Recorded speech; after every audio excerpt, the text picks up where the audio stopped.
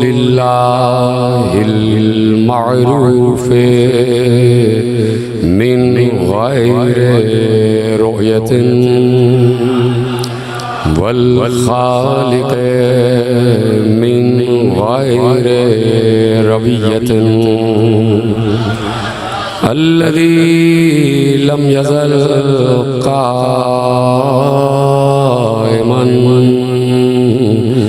दाइमन इज़्ला समाउन ज़ातु अबराजिन वला लैलुन दाजिन वला बहरुन साजिन वला अर्ज़ुन ज़ातु मिहादिन वला खल्क़ुन ज़ू इअ्तिमाद वस्सलातु वस्सलाम वत्तहिय्यतु वल इकराम अला नबिय्यिर रहमति व खाज़िनिल मग़फ़िरति व क़ाइदिल ख़ैर वल बरकति व मुन्क़िज़िल इबादि मिनल हलकति सय्यदना व मौलाना अबुल क़ासिम मुहम्मद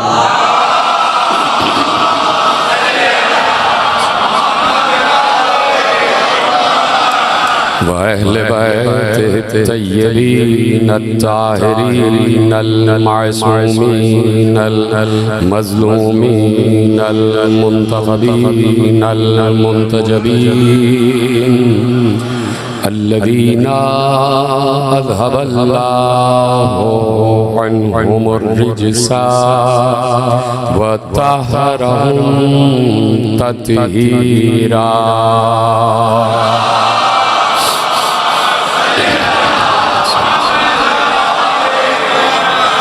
अम्मा बअदु फ़क़द क़ाल रसूलुल्लाह सल्लल्लाहु अलैहि व आलिहि वसल्लम ज़य्यिनू मजालिसकुम बिज़िक्रि अली इब्न अबी तालिब।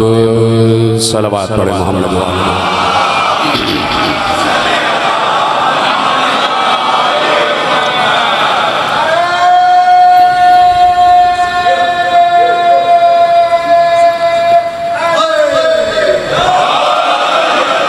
परवरदिगार आलम का सदा शुक्र है कि उसने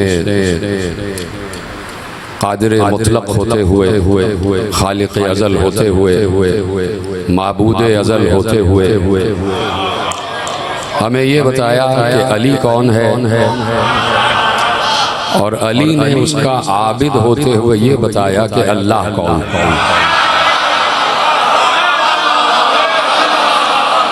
इसलिए मैं बार बार अर्ज करता हूँ कि क्योंकि ये दो हस्तियाँ ऐसी हैं कि जिन्होंने एक दूसरे का तारुफ कराया। आसमानों पर अल्लाह ने ये बताया कि मोहम्मद अली कौन है और ज़मीनों पर मोहम्मद अली ने ये बताया कि अल्लाह कौन है। इसलिए जब हम अल्लाह मोहम्मद और अली का तज़किरा करते हैं तो हमें तीन के अदद से मोहब्बत हो जाती है।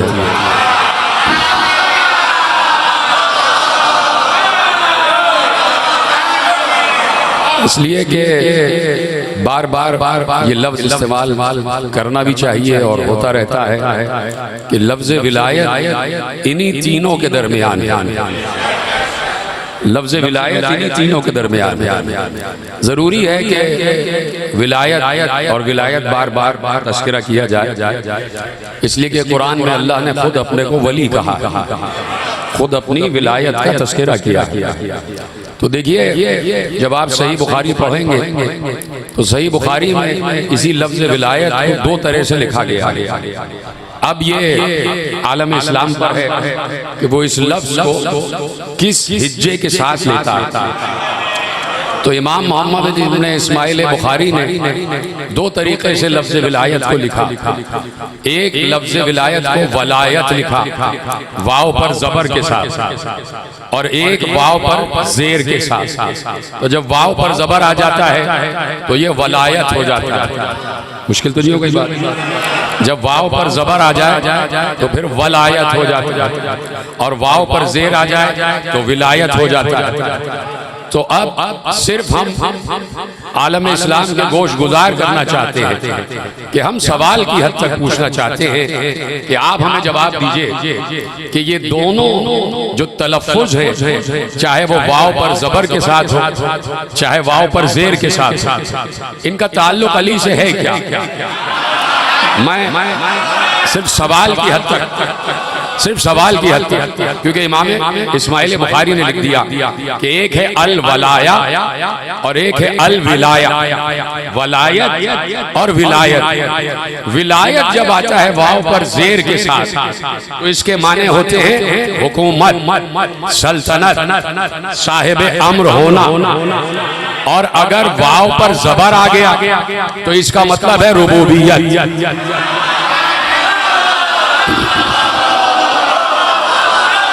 सलामत रहे। वाव पर ज़बर आ गया, वलायत हो गया तो इसका मतलब है रुबूबियत, और विलायत हो गया इसका मतलब है अमारत, पूरी कायनात की अमीरी। तो अब मोहम्मद इब्ने इस्माइल बुखारी की खिदमत में और उनके जरिए से पूरे आलम इस्लाम यानी कौम व मिल्लत की गोश गुजार खिदमत में ये जुमला यकीनन अर्ज कर देते हैं कि अब चाहे तो लफ्ज़ वलायत अली के लिए इस्तेमाल करके नुशहरी हो जाओ, सलामत रहे आप, और चाहो तो लफ्ज़ विलायत अली के लिए इस्तेमाल करके सलमान बन जाओ।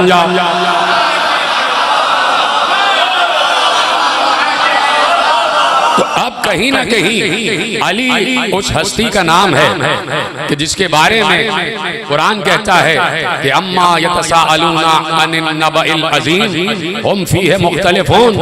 तुम उस अजीम खबर के बारे में पूछते हो कि वो कौन है, और जिस खबर के बारे में तुम इख्तिलाफ रखते हो, तुम मुख्तलिफुल राय हो। तो अब अली हैं और अली एक जंग में है, और जंग भी सवारियों वाली जंग है। अली इधर से ऊंट, अली इधर से घोड़े पर हैं, अली घोड़े पर हैं और कोई दूसरी सवारी पर। हर किसी को अपनी अपनी पसंद की सवारी पे बैठने का हक है भाई। किसी को मैदान जंग का रजुल है, उसे घोड़ा पसंद है, और कोई मैदान जंग की खातून है, उसे ऊँटनी पसंद। तो ये अपनी अपनी पसंद की बात है। तो अली हैं और अली मैदान जंग है, और ऐसे में सामने से उधर से एक पहलवान निकल के आया, और इधर से अब जाने की बारी है अली के एक सहाबी, नाम है अलकमा। अलकमा की बारी है कि अलकमा निकल के जाएं और आने वाले पहलवान का मुकाबला करें। सबने सुना जो सामने से पहलवान आ रहा था उसके गले में एक बहुत बड़ा ताबीज पड़ा हुआ था, एक बड़ी तख्ती थी, उस तख्ती पर कुछ लिखा हुआ चमक रहा था।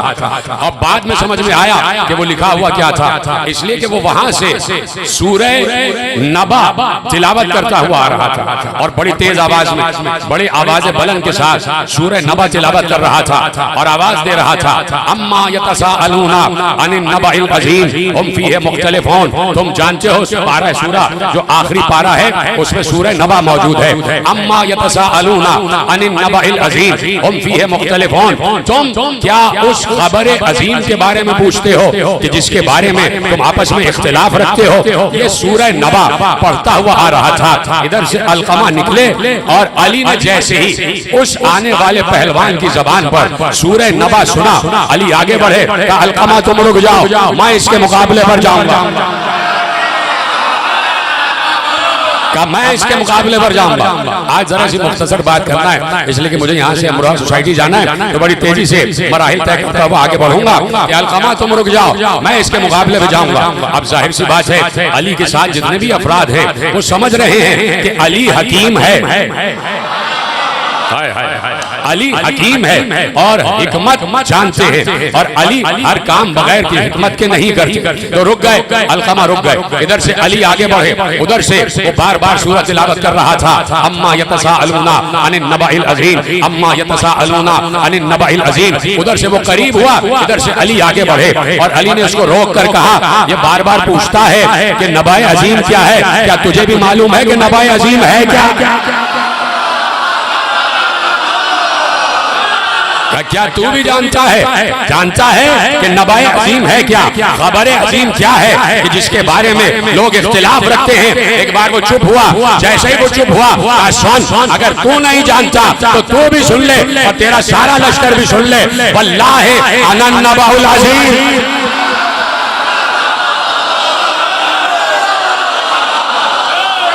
खुदा की कसम मैं ही अजीम खबर हूँ। ये वाकया बड़ा मशहूर है, और ये बात आप बचपन से सुन रहे हैं कि अली ने जब लफ्ज़ अना अना अना अपने लिए इस्तेमाल किया, तो उसी में अली ने ये भी कहा कि अना नबाउल अजीम, मैं अजीम खबर हूँ। देखिए मैं कहां से आपकी तवज्जो अपनी तरफ मबसूल करा रहा हूं और कहां से जुमला आपके हवाले कर रहा हूं। शायद किसी दूर परे जो बैठा हुआ है उसके रहमो गुमान में ना हो कि मैं आपके हवाले क्या जुमला करने जा रहा हूं। तवज्जो है, अना नबाउल अजीम, मैं हूँ अजीम खबर, मैं हूँ अजीम खबर जिसके बारे में तुम इख्तिलाफ रखते हो, जिसके बारे में तुम इख्तिलाफ रखते हो। और फिर अली ने उस इख्तिलाफ की तफसील बयान की, कहा मैं हूँ वो जिसके बारे में तुम इख्तिलाफ रखते हो। तुमने मेरी विलायत का गदीर में इकरार किया, तुमने मेरी विलायत का गदीर में इकरार किया, फिर इनकार किया। और अली ने कहा कि तुमने मेरी मदद का दावा किया, फिर इनकार किया। और अली ने कहा कहीं वो खबर अजीम हो जिसके बारे में तुम इख्तिलाफ रखते हो। किसी ने चौथा माना, किसी ने पहला माना, किसी ने बंदा माना, किसी ने खुदा माना, किसी ने आबिद माना, किसी ने माबूद माना। तवज्जो फरमा रहे हैं, कहा कि मैं हूं वो अजीम खबर। बात पहुंच गई आप तक। अली ने कहा अना नबाउल अजीम, मैं हूं अजीम खबर। नबा कहते हैं खबर। अब इतना ज़हीन मजमा बैठा हुआ मेरे सामने, ऐसे खिलते हुए चेहरे, मुस्कुराते हुए चेहरे बैठे कि मैं लफ्ज कहूंगा और मुझे तफसील की जरूरत ही नहीं पड़ेगी। मैं दावे से कह रहा हूं, मुझे आपकी मवद्दत कल्बी और मारिफत ज़हनी का इदराक, इसलिए मैं जुमला कह रहा हूं कि आप इतनी बुलंदी पर सुन रहे हैं कि मैं लफ्ज कहूंगा और आप उस लफ्ज की तह तक पहुंच जाएंगे कि अली ने कहा क्या। अली कोई लफ्ज भी सतही तौर पर इस्तेमाल नहीं करते जब तक उसमें पूरी तारीख ना हो, पूरी तफसीर ना हो, पूरी तफसील ना हो, पूरी ताबीर ना हो, कोई पैगाम ना हो। अब मैं आपके हवाले जुमला करता हूँ। नबा कहते हैं खबर को, और नबी कहते हैं खबर देने वाले को। जीते रहे, सलामत रहे।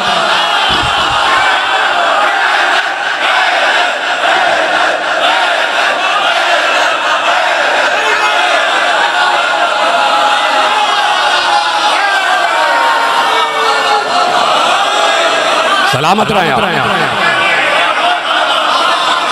नबा खबर और नबी खबर देने वाला। तो अब आपको तो मालूम है, मैं आलम इस्लाम से पूछना चाहता हूं, हालांकि आज 2 ही कैमरे लगे, परसों 3 लगे। तवज्जो है, मैं आपको तो मालूम है, मैं सिर्फ आलम इस्लाम से एक सवाल पूछना चाहता हूँ। बात तय हो गई कि नबा का मतलब है खबर और नबी का मतलब है खबर देने वाला। तो मैं आलम इस्लाम से पूछना चाहता हूँ, नबी हैं कितने? बड़ी आसानी सुना आपने। नबी हैं कितने? 1,23,999 नहीं, 1,24,000, जिसमें मुस्तफा भी शामिल है। जुमला तो समझ गए आप, लेकिन आपने बताया नहीं मुझे। 1,24,000 नबी हैं जिसमें मुस्तफा भी शामिल है, और नबी कहते ही नबा लाने वाले को हैं। तो अब आपको नहीं पता तो हमसे पूछ लो कि आदम भी अली की खबर लाए, नूह भी अली की खबर लाए।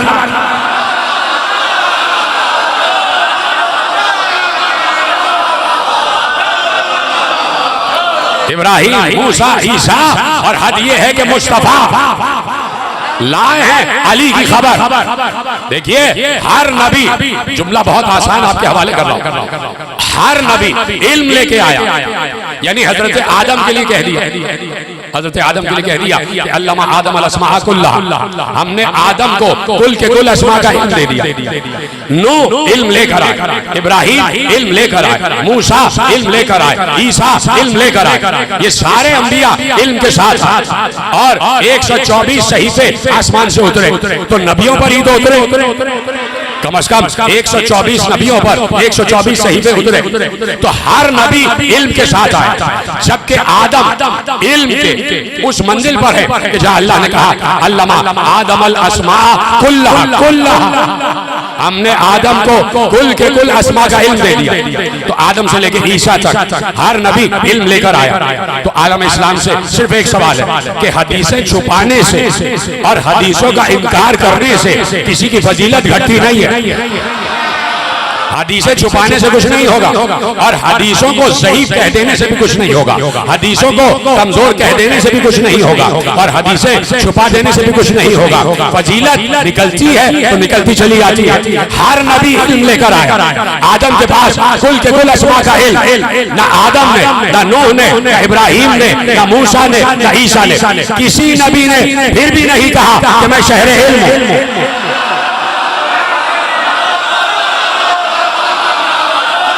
किसी नबी ने यह नहीं कहा कि मैं शहरे इल्म हूं, मैं इल्म का शहर हूं, किसी नबी ने नहीं कहा। तो एक आलिम से पूछा गया कि भाई हर नबी ने यह क्यों नहीं कहा कि मैं शहरे इल्म हूं? तो उन्होंने जवाब दिया इसलिए कि किसी के पास दरवाजा नहीं था।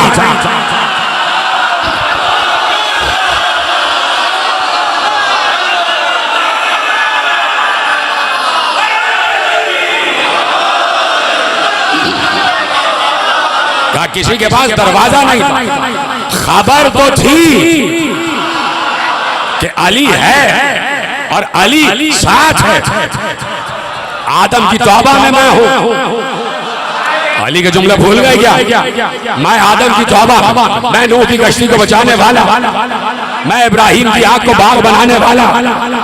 इब्राहिम की आग को बाग बना दिया अली ने, लेकिन उस बाग पे कोई कब्जा न कर सका। इब्राहिम की आग को गुलजार बनाने वाला मैं, मूसा को दरिया पार कराने वाला मैं, ईसा को चौथे आसमान पर भेजने वाला मैं। तो अली तो हर दौर में मौजूद। इसीलिए अली ने कहा नसरतुल अंबिया सिर्रन व नसरतु मुहम्मदन जहरा, मैंने हर नबी की मदद की गैब से और मुस्तफा की मदद की जाहिर होकर। तो नबा है अली और नबी है अली की खबर देने वाला, अली की खबर देने वाला। और अली की खबर तन्हा कभी नहीं आई, अली की खबर तन्हा नहीं आई, इसलिए कि अली हादसाती वली का नाम नहीं है। अली आज साथी वली का नाम नहीं है। अली अली किस वली का नाम है? पढ़े आप ज़ियारत, अमीरुल मोमिनीन ज़ियारत है अमीरुल मोमिनीन। मैं सिर्फ ज़ियारत का लफ्ज़ पढ़ूंगा और तर्जुमा करूंगा, इसलिए कि ये बातें बाज़ औक़ात निजी नशिश में ही की जा सकती। बाज़ सतह ज़हनी मुख्तलिफ होते हैं, सतह अक़ल मुख्तलिफ होते हैं, सतह मारिफत मुख्तलिफ होती है, सतह मवद्दत मुख्तलिफ होती है, और सतह मोहब्बत मुख्तलिफ होती है, ईमान के दर्जे मुख्तलिफ होते हैं। कोई बात को किसी तरह समझ रहा होता है, कोई बात को किसी तरह समझ रहा होता है, लेकिन पढ़े लिखे लोगों को समझाना बिल्कुल भी मुश्किल। आप तमाम हज़रात मवद्दत व मारिफत के साथ बैठे हुए, देखिए दो लफ्ज़ हैं, दो लफ्ज़, और ये दोनों लफ्ज़ तौहीद कि जब आप इल्म पढ़ते हैं आगे तो उसमें इस्तेमाल होता है। एक लफ्ज़ है कदीम और एक लफ्ज़ है हादिस। बचपन की बहसें, ये सब हमने बचपन में पढ़ा हुआ, जितने हज़रात बैठे सबने बचपन में पढ़ के छोड़ दिया। हमें तो बचपन ही से इल्म तौहीद पढ़ा दिया जाता। एक लफ्ज़ है कदीम और एक लफ्ज़ है हादिस। सब ने लिखा कदीम है अल्लाह, कदीम है अल्लाह, अल्लाह कदीम है, उसकी जात कदीम है। बहुत अहम बात आपके हवाले कर रहा हूं। मैंने कहा सिर्फ लफ्ज़ पढ़ूंगा और तर्जुमा करूंगा, बाकी आपकी मारिफत पर जैसे आप चाहें इस जुमले को समझते जाए, जिसकी जितनी मारिफत। ये बात तयशुदा है, आगे भी कुछ जुमले आपके हवाले कर दूंगा। एक लफ्ज़ है कदीम, एक लफ्ज़ है हादिस। अल्लाह है कदीम और अल्लाह के अलावा जितनी मखलूकात है सब हादिस। अल्लाह कदीम है और बाकी जो कुछ भी है हादिस, बाकी जो कुछ भी है हादिस। कहा भाई सिर्फ अल्लाह के लिए लफ्ज़ कदीम इस्तेमाल होता है। तो जिस इमाम ने, और अब जो मैं लफ्ज़ आपके हवाले कर रहा हूँ वो अपने इमाम अली नकी अलैहिस्सलाम की लिखाई हुई ज़ियारत, ये जितनी ज़ियारतें हैं इनमें से अक्सरियत मेरे 10वें इमाम के हवाले से जितनी भी ज़ियारतें हैं वो ज़्यादातर इमाम नकी अलैहिस्सलाम के हवाले से हमारे पास मौजूद है, चाहे वो किसी भी इमाम की ज़ियारत हो उनसे पहले। तवज्जो है आप। तो अब एक लफ्ज़ है कदीम और एक लफ्ज़ है हादिस।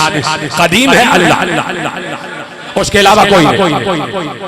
अब ये इल्म तौहीद आपके हवाले कर रहा हूँ, जहां तक पढ़ाया गया वो आपके हवाले कर रहा हूँ, बाकी जो कुछ भी है हादिस। अब उसी इमाम ने मुझे बताया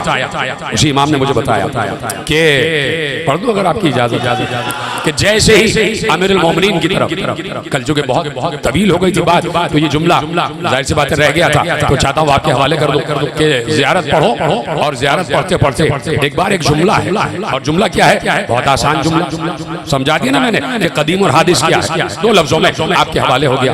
अब ज़ियारत पढ़ते एक बार इमाम ने एक लफ्ज लिखवा दिया, कहा ज़ियारत पढ़ते पढ़ते ये कहा जाएगा अस्सलामु अलैका, अस्सलामु अलैका या अस्लुल कदीम।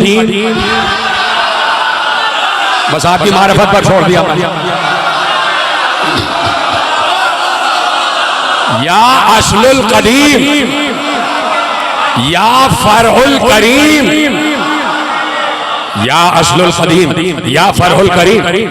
अब यहीं से मैंने अर्ज किया ना, जहां से मैंने पहला जुमला शुरू किया था, यहीं से इंसान तो राहे पे आके खड़ा हो जाता है और यहीं पर असल मारिफत पहुंचाने की जरूरत, इसलिए कि जुमला तिश्ना नहीं छोड़ना, जुमला तिश्ना नहीं छोड़ना, इसलिए कि बातें पहुंचाना है। कोई किसी तरह लेके उड़ जाए, कोई किसी तरह लेके उड़ जाए। अस्सलामु अलैका या अस्लुल कदीम, ए कदीम की असल तुझ पर सलाम। कौन कह रहा है? खुद इमाम मासूम कह रहा है। तो इसका मतलब क्या हुआ? इसका मतलब क्या हुआ? सुप्रीम पावर है अल्लाह, अल्टीमेट अथॉरिटी है अल्लाह, कादिर मुतलक है अल्लाह, खालिक अज़ल है अल्लाह, सब कुछ अल्लाह है, ला इलाहा इल्लल्लाह वही है। और हमें उसकी खबर मोहम्मद अली ने दी। बाकी अंबिया ने ये बताया कि अली कौन और मोहम्मद अली ने ये खबर दी कि अल्लाह कौन। बाकी तो तारुफ होता रहा ना सब में, लेकिन अल्लाह की असल मारिफत मोहम्मद अली ने हम तक पहुंचाई। तो अब कैसे इस जुमले की तशरीह होगी? अस्सलामु अलैका या अस्लुल कदीम। अब इस जुमले की तशरीह कैसी? मैंने कहा कि यही वो मंजिल है। मसला मैं 2 मिनट आपके लेता हूं कि देखिए, मैंने कहीं किसी मंजिल पर यही करीब में 3-4 दिन पहले एक तकरीर में अर्ज किया था कि पैगंबर की हदीस है, और हदीस क्या है?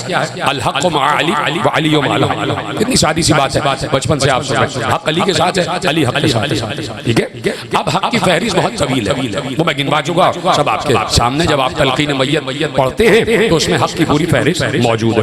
ये भी हक़ है, ये भी हक़ है, कब्र भी हक़ है, मुबश्शिर व बशीर का आना भी हक़ है, मुनकिर व नकीर का आना भी हक़ है, सिरात भी हक़ है, जन्नत भी हक़ है, जहन्नम भी हक़ है, अंबिया भी हक़ है। ये सारी चीजें हक़ है, ये सब हक़ है। लेकिन उसके साथ साथ कुरान में एक जुमला है, और वो जुमला ये है कि ज़ालिका बिअन्नल्लाह हुवल हक़, अल्लाह भी हक़। ठीक है, आ गई बात यहाँ तक कि अल्लाह भी हक़, अल्लाह भी हक़। ये बात कुरान की है कि अल्लाह भी हक़, और पैगंबर की हदीस आगे बढ़ गई। पैगंबर ने कहा अल हक़्क़ु मअ अली व अली मअल हक़, हक़ अली के साथ है और अली हक़ के साथ। जिनके चेहरे में मुस्कुराहट आ गई उनको पूरी हदीस याद आ गई। फौरन पैगंबर ने दुआ के लिए हाथ बुलंद किया और कहा परवरदिगार अल्लाहुम्मा अदरिल हक़्क़ हैसु मा दारा अली, परवरदिगार हक़ को वहां मोड़ता जा, हक़ को वहां मोड़ता जा, जिधर जिधर अली मोड़ते जा। किससे कह रहे हैं? अल्लाह। रसूल किससे दुआ कर रहे हैं? अल्लाह से। और क्या दुआ कर रहे हैं? कि या अल्लाह तू हक़ को वहां मोड़, जिधर जिधर अली मोड़ दे। अब मसला ये हो गया कि अल्लाह भी हक़ है। अब क्या तशरीह हो, अब कैसे तशरीह हो?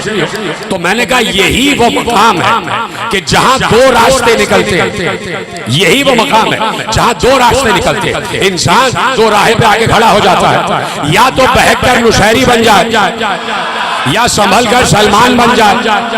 यही दो राह है कि जो इंसान को बहका भी देता है और समझा भी देता है। तो समझने वाले बनो, बहकने वाले ना बनो, समझने वाले बनो। तो अब इस जुमले की तशरीह क्या हो कि अल्लाह भी हक है और पैगंबर कह रहे हैं कि हक को वहां वहां मोड़ता जा जिधर जिधर अली मोड़ते जा। कितनी नाजुक मंजिल आगे। इसलिए बात यहां पर यह है कि यहां पर हमें तौहीद बचाना, यहां पर हमें तौहीद बचाना। मसलन बास तारीखी मामलात ऐसे लिखे हुए हैं जो तारीख की किताबों में, किताबों के नाम आपको पता है, तारीखी हवालों से सारी किताबें मौजूद हैं। उसमें आइम्मा मासूमीन की औलाद पर एतराजात वारिद किए गए। मसलन जनाब मोहम्मद हनफिया पर भी एतराज किया गया, तबकात इब्न साद, तबरी और ये तमाम चीजें उठा के पढ़ लीजिए। जनाब मोहम्मद हनफिया पर भी एतराज, जनाब ज़ैद शहीद पर भी एतराज, जनाब मुख्तार पर भी एतराज और जनाब जाफर ज़की पर भी एतराज कि जिन्हें तारीख ने जाफर तव्वाब कज़्ज़ाब लिखा। इन सब पर एतराज के परेशान तो मैं सिर्फ एक फिक्र आपके हवाले, इसलिए 2-3 साल पहले यहीं पर मुझे बताया गया कि अशरे पढ़े गए जिसमें जनाब जाफर तव्वाब के मुताल्लिक भी गुफ्तगू की गई कि वो गलती पर थे। जनाब ज़ैद शहीद को भी गलत कहा गया, जनाब मुख्तार को भी गलत कहा गया, जनाब मोहम्मद हनफिया भी गलत कहा गया अपने मिंबर से। तो तारीख जो गैर की है वो चाहे कितनी ही बददयानती क्यों ना कर, इस मिंबर का हक ये है कि हर औलाद इमाम का दिफा किया जाए। तवज्जो फरमाइए, हर इमाम के बेटे, हर इमाम ज़ादे का दिफा किया जाए। इस मिंबर का हक ये है और फरीजा ये है कि जनाब मोहम्मद हनफिया पर भी एतराज हुआ, तो जनाब मोहम्मद हनफिया पर एतराज हुआ तो इसी मिंबर से मैंने अल्लामा ज़बीर अख्तर नकवी अल्लाह मुकामों से सुना कि जनाब मोहम्मद हनफिया, लिखा हुआ किताब में कि जनाब मोहम्मद हनफिया ने इमामत का दावा किया कि चौथे इमाम के बाद मैं इमाम, यानी चौथे इमाम के साथ मैं इमाम। तवज्जो फरमाइए, हुसैन इब्न अली के बाद मैं इमाम और इमाम ज़ैनुल आबिदीन के सामने मुकाबले में इमामत का दावा किया। तो अब जवाब कैसे दिया जाता है?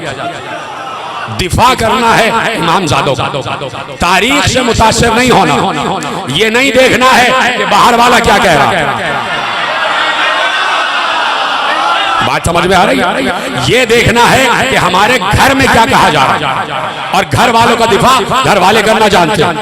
अब अगर कोई घर वालों पर घर वाला ही एतराज करता हुआ दिखाई दे तो समझ लेना है बाहर का लिबास घर वालों का पहना हुआ है। समझ जाना, ये है बाहर का लिबास, इसने घर वालों का पहन लिया। तो अब जितने भी इमाम ज़ादगान हैं सबका तहफ़्फ़ुज़ करना। तो अल्लामा साहब ने एक जुमला इसी मिंबर से कहा कि भाई बात ये है कि हर दौर में हर इमाम जैसे पैगंबर ने, तवज्जो है, जैसे रसूल ने अली के लिए गदीर कायम किया वैसे ही अली ने हसन के लिए गदीर कायम किया। वक्त मेरे पास मुख्तसर है, नहीं तो मैं तफसील बताऊं कि मसलन जब हाकिम रोम के बादशाह ने सवालात पूछवाए, बड़े मशहूर सवालात, तो सवालात पहुंचे कूफे में अली के कानों तक। शाम वाले ने एक शख्स भेजा और कहा कि जाओ अली से इन सवालात के जवाब पूछ के आओ, हमें तो मालूम नहीं। और अली सलूनी कह रहे हैं, तो अली मिंबर पे बैठे हुए थे, सलूनी कह रहे थे और शाम का वो कासिद अली से खड़े होकर उसने सवालात पूछे। तो अली ने एक बार कहा इन सवालात के जवाब मेरा बेटा हसन भी दे सके। तो गोया अली ने उस दिन हसन के लिए गदीर कायम किया। क्या बदल दो गुफ्तगू, बातें पैगाम की हद तक आप तक पहुंचनी चाहिए कि अली ने उस दिन हसन मुश्तबा के लिए गदीर कायम कर दी, गदीर कायम कर दी कि मेरे बाद मेरे इल्म का वारिस हसन मुश्तबा। हसन ने अपने बाद हुसैन के लिए।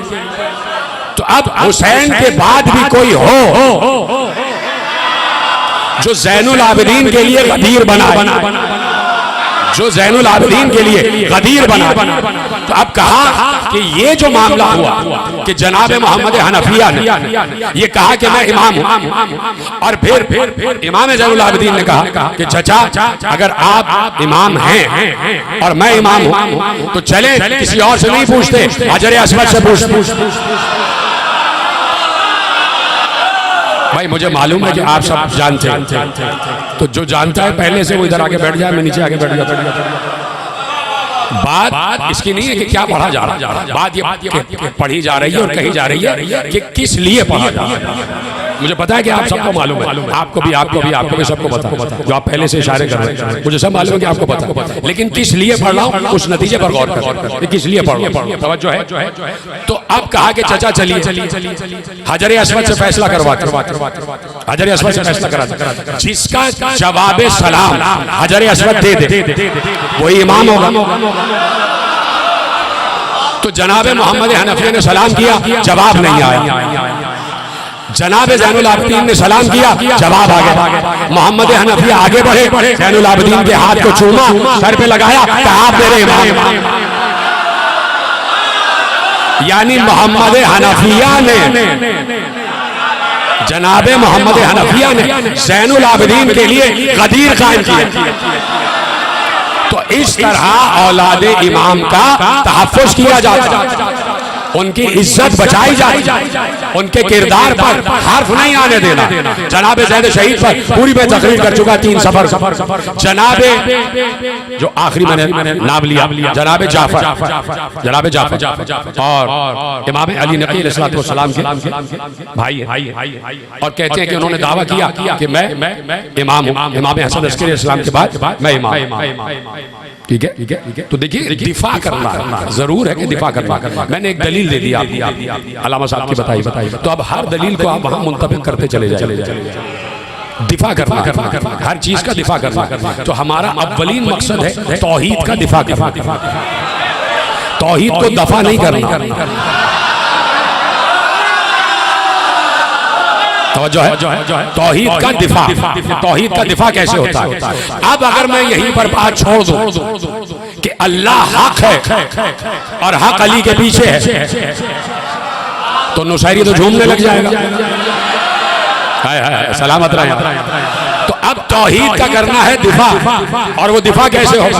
दिफा इस सूरत में होगा कि पैगंबर ने कहा कि या अल्लाह हक को वहां वहां मोड़ता जा, जिधर जिधर अली मोड़ते जाए। तो अब इस जुमले की तफसीर ये नहीं होगी कि अल्लाह भी अली के पीछे है, ये नहीं होगी। अब तफसीर ऐसे होगी कि पूरी कायनात को बताओ, 1400 बरस की तारीख और कयामत तक ये बताते रहो कि अगर कोई ये जानना चाहता है कि अल्लाह क्या है, कैसा है, उसके सिफात क्या है, उसकी जात क्या है, तो अपने जैसों से ना पूछना, उससे पूछना जिसका हाथ अली का हाथ, जिसकी आंख अल्लाह की आंख, जिसका चेहरा अल्लाह का चेहरा।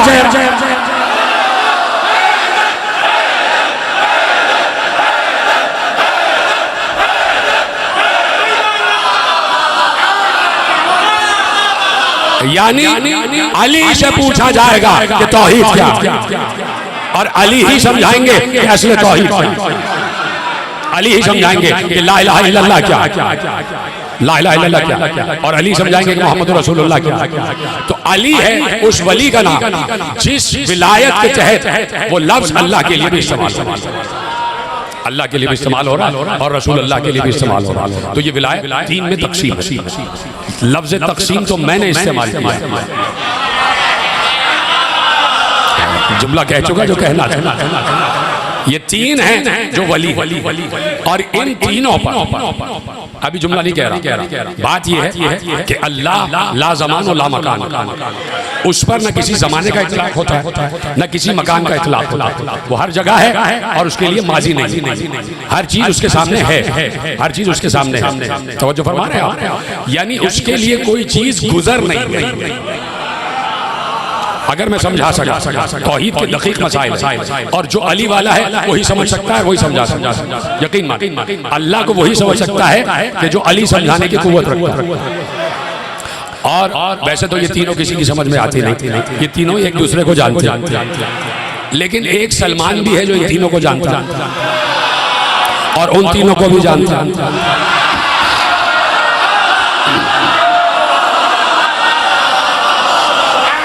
सलमान फारसी इसलिए कि अली जिस पर जाहिर हो जाए वो तो अली को पहचान सकता है, बाकी जिस पर जाहिर ना हो वो अली को पहचान ही नहीं सकता। और अली ने अल्लाह को इसलिए पहचाना कि अल्लाह अली पर जाहिर हो अपने सिफात और जात के जरिए। तवज्जो फरमा लिया। तो अल्लाह है लाज़मान लामकाम। एक लफ्ज़ कहूं और आपकी इजाजत, हम कल यहाँ बैठे थे, वो कल जो हम यहाँ बैठे थे वो माजी हो गया, अब हम उसे नहीं देख सकते, लेकिन हम कल जैसे यहाँ बैठे थे, कल अल्लाह के लिए अभी तक बैठे।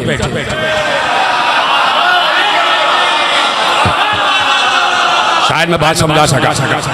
वो कल अल्लाह के लिए गुजरा नहीं, गुजर गया तो माजी हो जाए, इसलिए कि जमाने का उस पर इतलाक नहीं होता, हर चीज उसके सामने है। गोया वो देख रहा है कि आदम को सजदा हो रहा,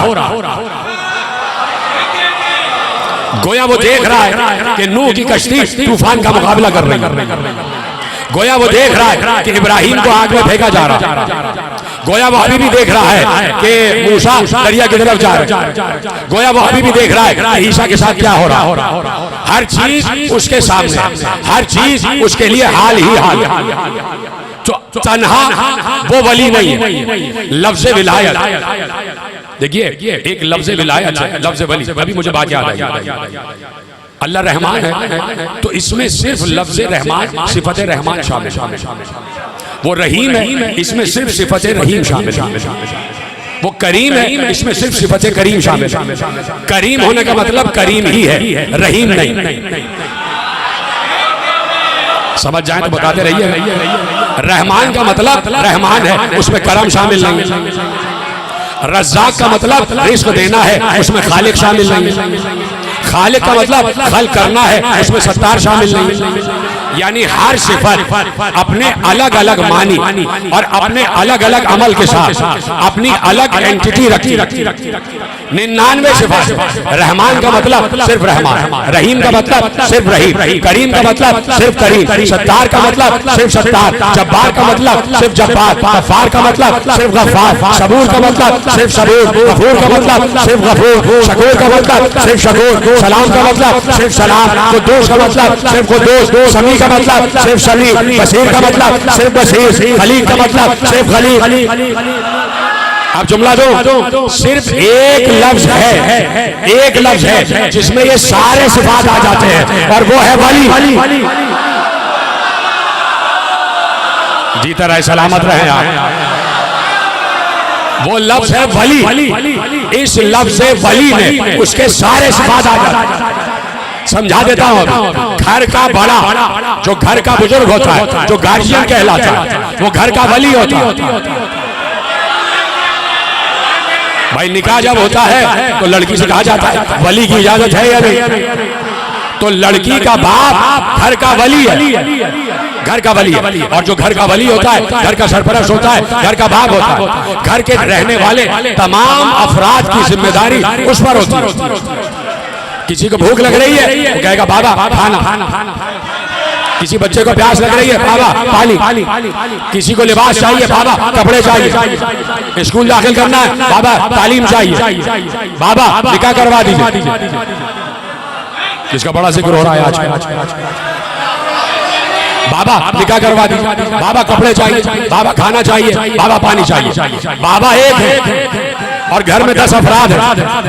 एक ही वक्त में एक बेटे को प्यास लग रही है, दूसरे को भूख लग रही है, तो बाप एक को पानी पिलाएगा, दूसरे को खाना खिलाएगा, तीसरे को कपड़े चाहिए, उसको कपड़े भी पहनाएगा। तो तुम एक वक्त में अपने 10 अफराद जो ज़ेरे नगी है उनकी एक ही वक्त में सारी जरूरियात हल कर देते हो।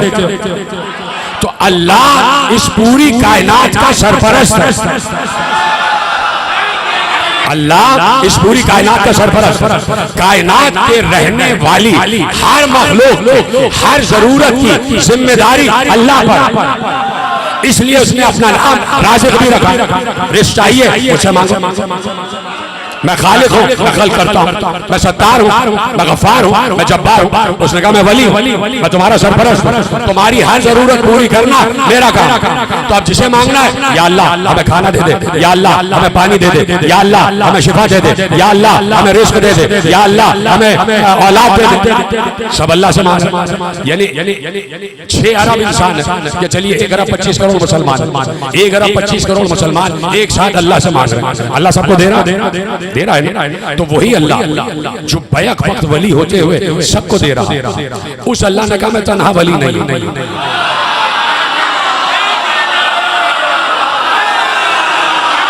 कितना वक्त लिया आपके? उस अल्लाह ने कहा मैं तन्हा वली नहीं। मोहम्मद भी वली है, अली भी वली। और कहीं विलायत में एक्सेप्शन नहीं रखा, कहीं विलायत में इख्तिसास नहीं रखा कि मैं पूरा वली हूँ, मोहम्मद आधा और अली उसका भी आधा। भाई बातचीत तो आप बचपन से सुन रहे हैं कि जैसा अल्लाह वली वैसा मोहम्मद, वैसे अली वली। तो जैसे वो लाज़िम हाय हाय हाय, नहीं पीछे रह गया आप, मैं आगे बढ़ गया।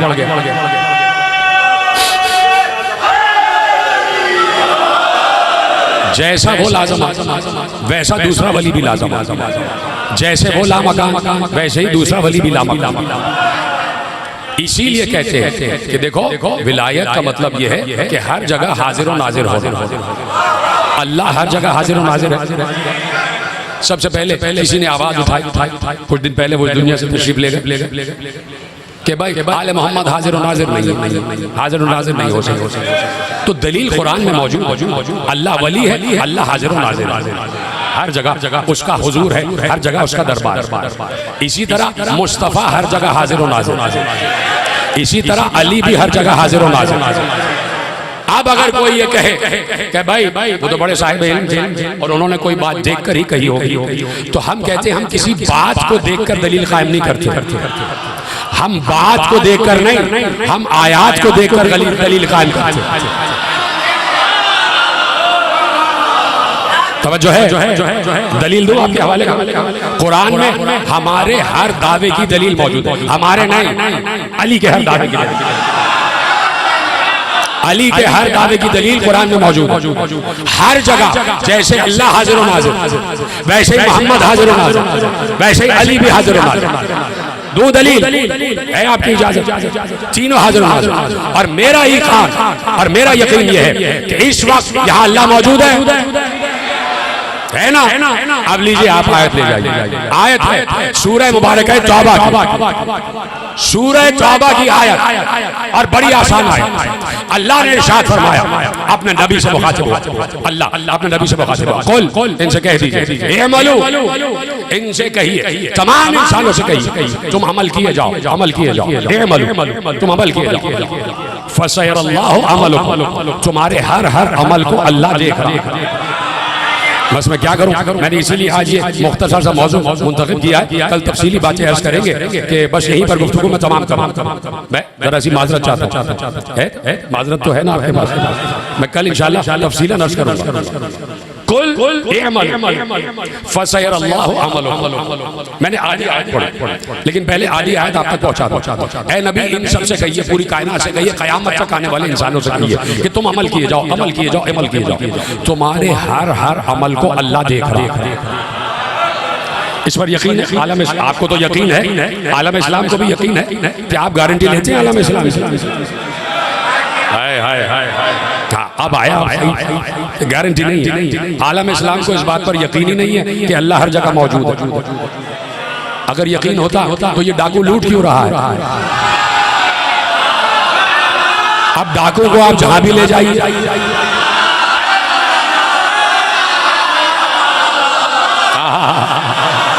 जहां भी आप डाकू ले जाइए, जहां भी डाका पड़ा हो,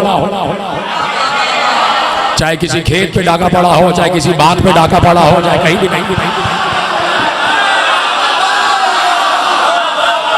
कुल अमलू फसयरल्लाहु अमलकुम, आप कहिए इनसे कि तुम अमल किए जाओ, तुम्हारे हर अमल को अल्लाह देख रहा है। ये हर अमल की तशरीह तो हो जाए।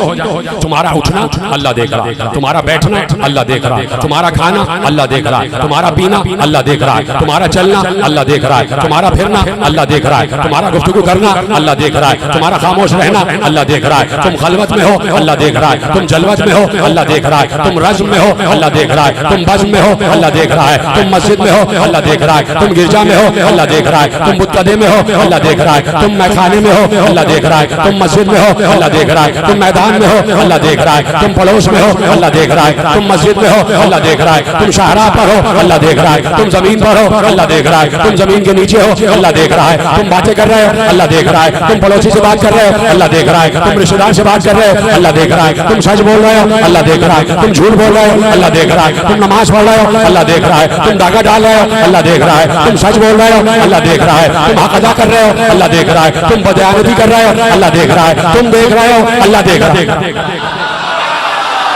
यानी कहीं पर भी तुम अल्लाह की निगाह से गाफिल, अल्लाह तुमसे गाफिल नहीं है। कहीं पर उठो बैठो खाओ पियो चलो फिरो सब हर अमल अल्लाह देख रहा है। ठीक है, इसमें आपको यकीन आ गया कि कहीं पर भी जाओ, कहीं पर भी जाओ वो तुम्हारे साथ, वो तुम्हारे साथ फहवा माअकुम ऐनमा, कहीं पर भी तुम हो वो तुम्हारे साथ। इस पर यकीन आ गया। अब आयत आगे बढ़ रही, अल्लाह कह रहा है इनसे कह दो जैसे तुम्हारे हर अमल को अल्लाह देख रहा है वैसे ही रसूल भी देख रहा है। हाय हाय हाय, सलामत रहे, जीते रहे, सलामत रहे। जैसे तुम्हारे हर अमल को, अब हर की तशरीह हो गई, अब फहरिस्त गिनवाने की जरूरत नहीं है। जैसे तुम्हारे हर अमल को अल्लाह देख रहा है वैसे ही रसूल भी देख रहा है।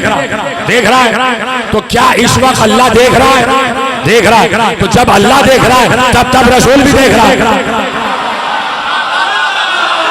तब रसूल भी देख रहा है। लेकिन खुदा की कसम आयत खत्म नहीं हुई, आयत खत्म नहीं हुई। अब लफ्ज़े मोमिन आ रहा, और लफ्ज़े मोमिन समझना कि क्या है? कहा जैसे अल्लाह देख रहा है वैसे ही रसूल भी देख रहा है, और वैसे ही हर दौर का इमाम तुम्हारे हर अमल को अल्लाह भी देख रहा है, उसका रसूल भी देख रहा है, और हर दौर का इमाम वैसे ही देख रहा है जैसे अल्लाह देख रहा है। आयत है भाई, आयत, कोई रवायत नहीं है। किसी दौड़ते हुए जानवर के बाप ने ये नहीं कहा है। आयत है, आयत कि जैसे अल्लाह देख रहा है वैसे उसका रसूल, और वैसे ही मोमिनीन यानी हर दौर का इमाम। तो इस दौर में भी इमाम है कोई या नहीं? तो वो इमाम इसीलिए ऐनुल्लाह नाज़िरतु फिल अर्श कहा जाता है। जमीन पर अल्लाह की देखती हुई आंख इस आयत से साबित होता है। यही आयत है जो मैंने आपके हवाले की, 10वीं आयत। इस आयत से साबित होता है, इस आयत से साबित होता है कि ऐनुल्लाह का वजूद जरूरी है। कि ऐनुल्लाह किसे कहते हैं? जमीन पर अल्लाह की देखती हुई आंख। तो अल्लाह की देखती हुई आंख मोहम्मद भी है, और अल्लाह की देखती हुई आंख हर दौर का इमाम।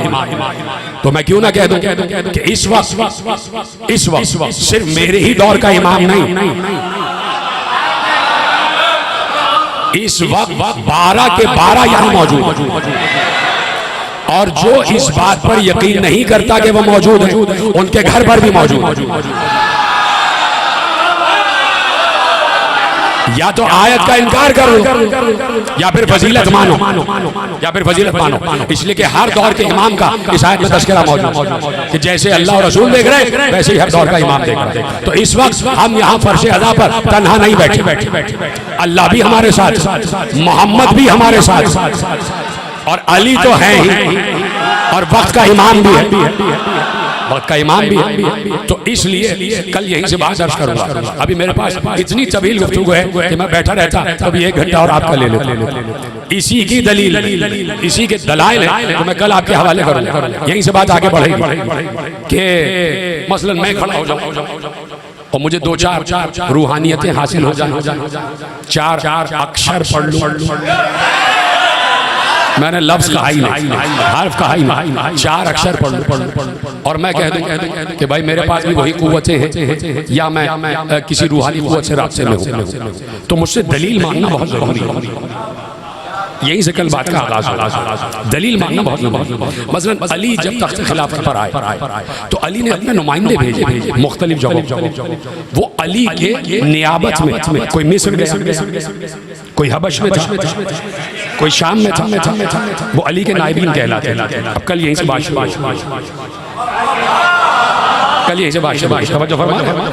तो अली ने नॉमिनेट किया, तो उन्हीं नॉमिनेशंस पर बात हो। तो अब इस वक्त हम तन्हा नहीं, इस वक्त अल्लाह हमें देख रहा है और मैं इस वक्त आपको देख रहा हूं और आप मुझे देख रहे हैं। तो मैं अपनी आंखों से देख रहा हूं, आप भी अपनी आंखों से देख रहे हैं। तो हम यही तो कह रहे हैं कि अल्लाह भी अपनी आंखों से देख रहा है।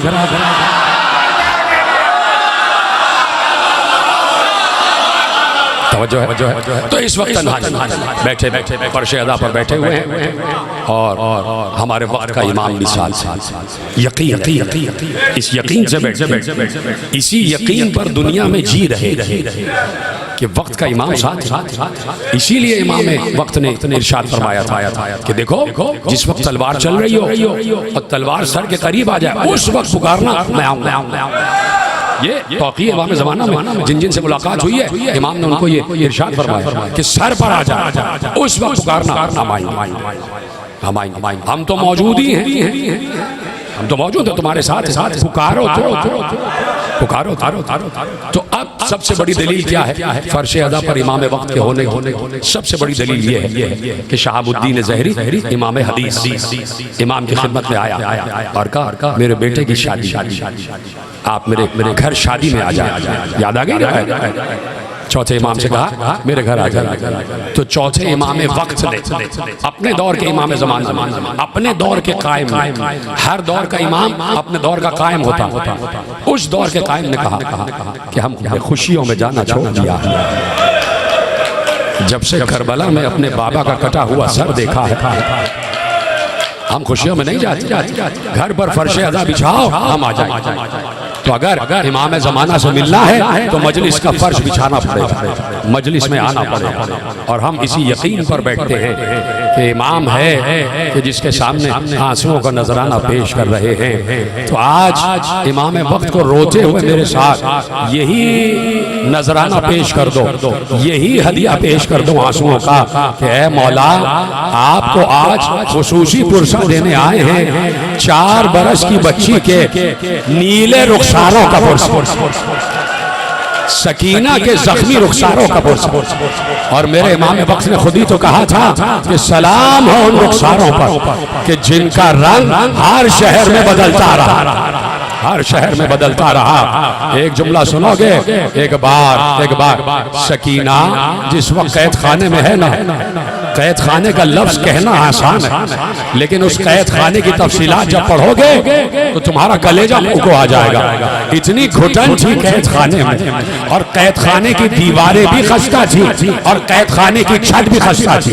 यजीद ने ऐसे खस्ता कैद खाने में आले मोहम्मद को इसीलिए कैद रखा था कि दीवार और छत गिर जाए तो आले मोहम्मद इसी के नीचे तले दबकर मर जाए और मुझ पर कोई इल्जाम ना आए। किस सरासीनगी के आलम में जैसे ही सकीना की पहली रात आई है कैद खाने में, तो कभी फूफी से लिपट रही हैं, कभी भैया से लिपट रही हैं, कभी माँ से लिपट रही हैं और लिपट कर कह रही हैं फूफी अम्मा बहुत अंधेरा है, फूफी अम्मा हाथ तो हाथ सुझाई नहीं दे रहा, फूफी अम्मा क्या यहाँ चिराग न जलेंगे, क्या यहाँ चिराग न जलेंगे? अब बताओ फूफी क्या जवाब दे, फूफी क्या जवाब दे?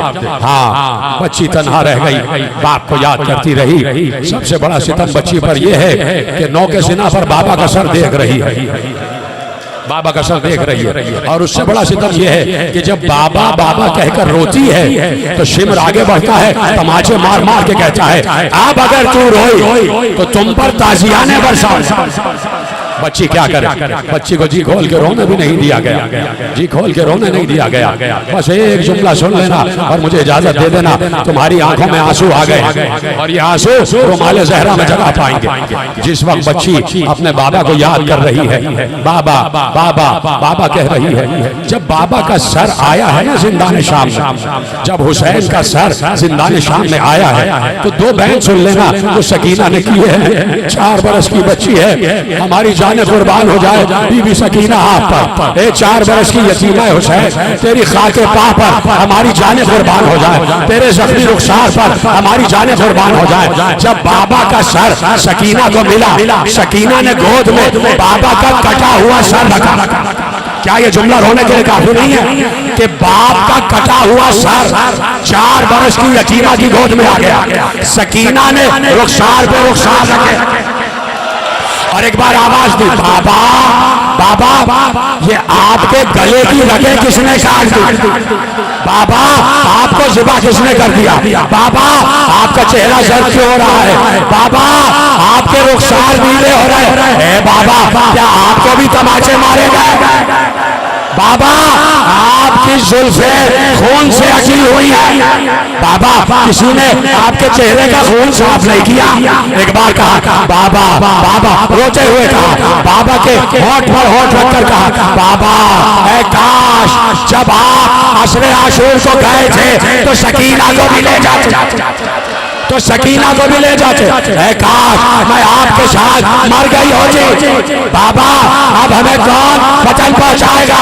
अब सुनना, आखिरी बयान सुनना और जी भर के रोना, सीने पे हाथ मार के अजीब बैल किया सकीना ने। कहा बाबा आपको पता है जिसने मुझे तमाचा मारा, बाबा जिसने मुझे तमाचा मारा उसके हाथ में अंगूठी थी, उसने मुझे मारा, मेरी आंख पर उसकी अंगूठी लगी।